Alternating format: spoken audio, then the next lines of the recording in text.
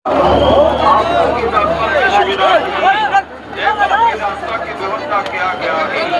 प्रत्येक दर्शनार्थी जगन्नाथ भगवान के रथ के पीछे पार्श्व से जो बारीकन निर्माण किया गया है, भक्त लोग बारीकन के अंदर होकर शुक्ला सहित आएंगे।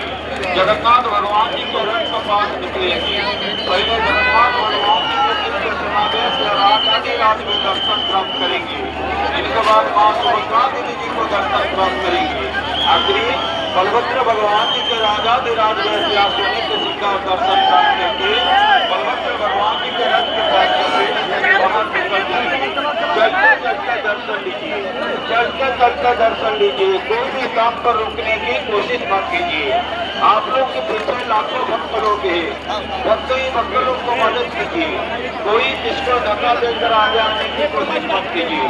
छोटे बच्चे ऊपर वाला आदमी है, नीचे प्राप्त होंगे।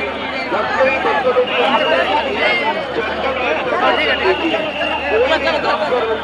कोशिश मत कीजिए। आज पवित्र होली समय बड़े एकादशी भगवान जी स्थान में देख लो, बड़ी बड़े एकादशी के तिथि पर